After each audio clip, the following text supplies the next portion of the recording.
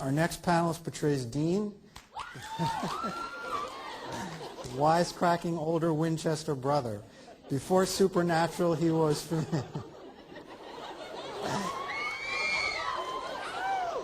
Before Supernatural, he was familiar to WB viewers as Jason Teague on Smallville. I don't know if I'm going to get through these intros.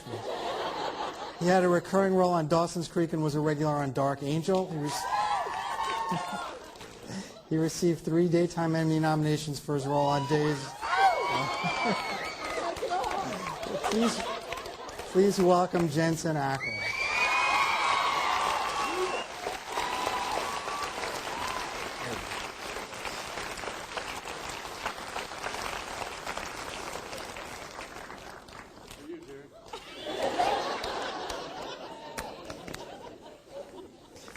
Our next panelist portrays Sam, the rebellious younger Winchester brother. Before Supernatural, he was best known as Rory's boyfriend, Dean on Gilmore Girls. His film credits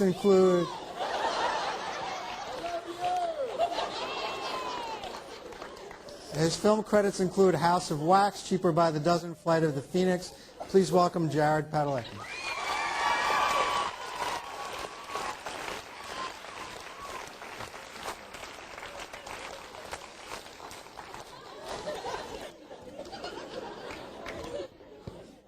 Well, how about you guys, Jared and Jensen? Can you tell us? I'll let Jensen take that. From your. You go ahead. Oh, Jensen, that's totally you. What was honestly?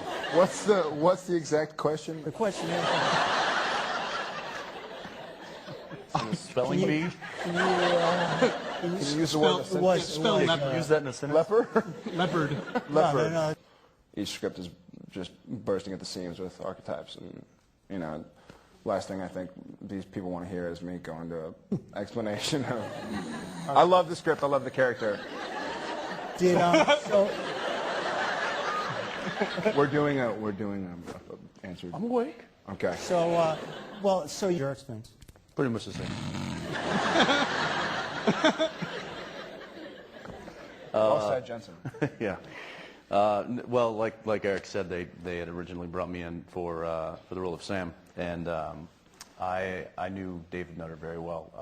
I'd worked on testing for a number of pilots before that, so I felt very comfortable with him and with his recommendation of me coming in, and he felt good about it. And I had a conversation with him on the phone before I came in, and he kind of gave me a spiel about Sam and what he thought, and then I read the script, and I was just like, what about Dean?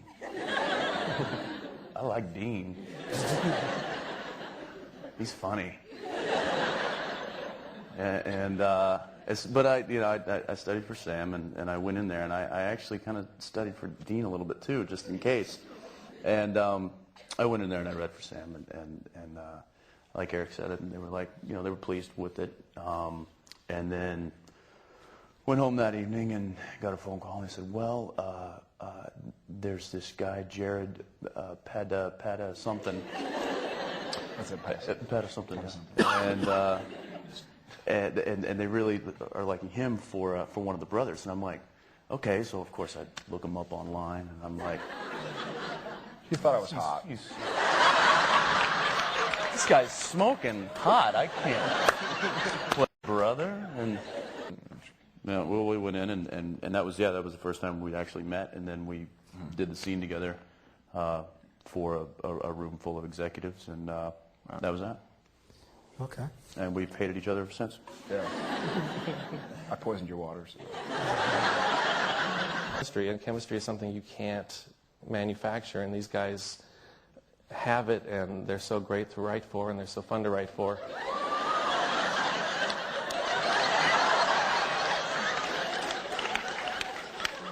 I know just one time randomly, we were filming Skin, the episode where he's a shapeshifter, and we were inside this house, this brilliant house. Yeah, it was a great episode. And we were inside this house, and just this clock on the wall just up and leaned over and fell off. Just this round clock. No one was near it. No one was hammering on the wall outside. It just kind of fell off, and everybody sort of looked around. But instead of kind of going, who did that, we all just were like, ignore it and go back doing it. Just decided to not look into it any further, the way real brave people do it. So the show Asylum was. Oh yeah. Yeah. That was shot in an actual abandoned mental institute, and so the halls and the rooms and were all very used at one point, and you know, it's said that the crew says not to go up to the 4th floor, and then you know, don't. And I remember we broke for lunch, and I thought I'd be, you know, clever and take a shortcut. I came down a stairwell and went into one door, and it was just a long, dark hallway because there's no lights on. The only lights on it is what the film crew puts out. And I was like, well, it's not that long. I can make it. That freaked me out. Okay. Dean Winchester, ladies and gentlemen. Yeah, thank you. Afraid of nothing. Now that there's a new network that you're probably going to be moving to, the CW, are they going to loosen up and give us a little more NC-17 like we got the Jensen storyline the other week? Bob? I'm confused. What? Oh, right. How can I forget? Thank you for that, man. Sure. Happy birthday, Jake. Yes. You know, I mean, CW is huge on full frontal male nudity, so I think there's a lot in store. Stay tuned. You know, I mean, we'll give them love interests and love stories as it's appropriate. We're gonna need it. Okay, well, Going back to your first question, the green screen and stuff, we do a lot of. I said do. You said doo-doo. You said doo-doo.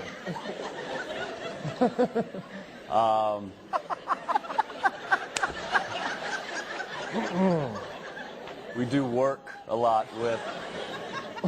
Doo-doo. Jared, you can take this one. As Kim and Jensen were saying, we do. And, And then the other question is, in an episode, I don't remember which one it was, you gave the phone number where you're trying to reach your dad. You're like, give me a call, this is my number. But whenever you call, it says this is Dean Winchester, and it says leave your coordinates.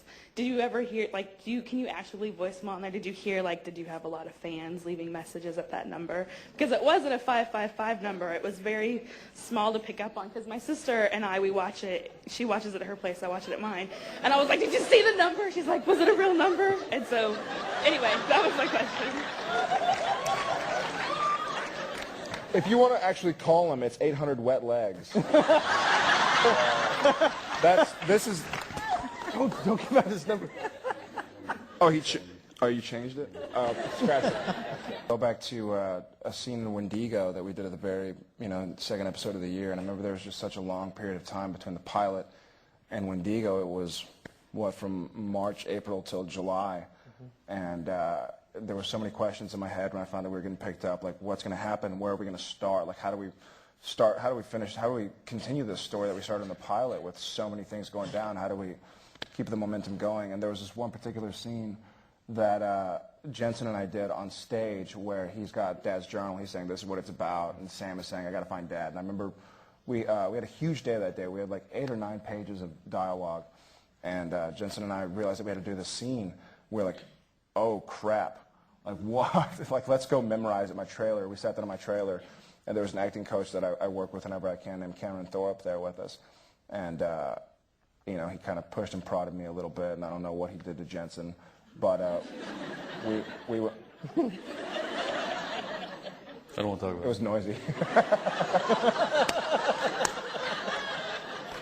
Never again. That's between y'all on the wall.